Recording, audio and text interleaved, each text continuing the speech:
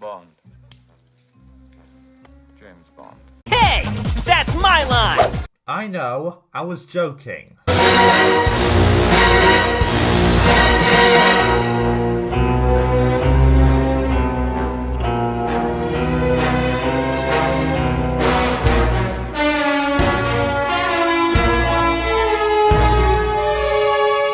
Hey guys, it's Jackson, Max Jackson here, back to review the new James Bond film, No Time to Die.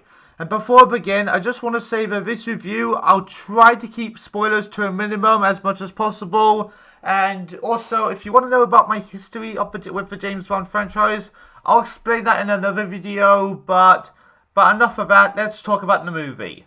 Without giving too much away, the story was very well told from beginning to end, especially when following on from the events of Spectre and the whole plans with Ernst Stavro Blofeld and Spectre tracking down Bond. And like with every other Bond film, there's plenty of action to go with it, and even when the characters are interacting with each other, it's still entertaining. And there's also some references to previous Bond films in this movie, such as a certain character from Casino Royale whose name is only seen on a gravestone at the beginning of the film. I'm not going to say who because I want to keep spoilers to a minimum.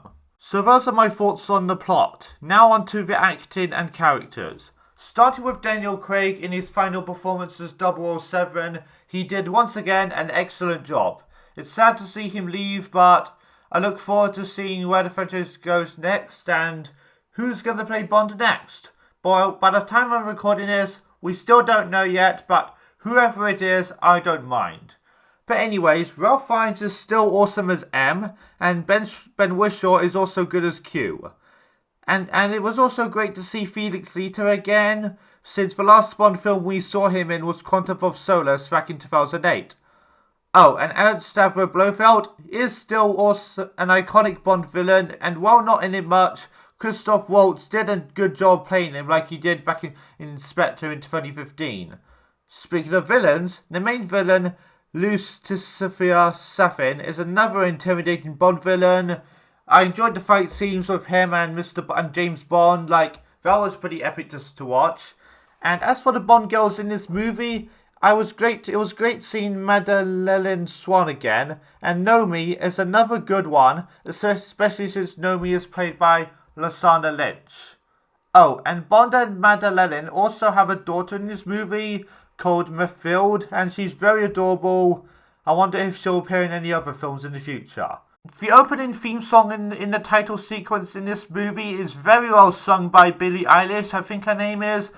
I think I haven't listened to much of her music apart from that I've heard of her, I think according to memory, but she did an excellent job with singing it, and it's now another one of my favourite James Bond theme songs when it comes to the opening sequence. So overall, yeah, No Time to Die was an epic and slightly emotional, since this is Daniel Craig's final time playing Bond, and the ending of this film, without spoilers, did give his version of 007 a proper exit.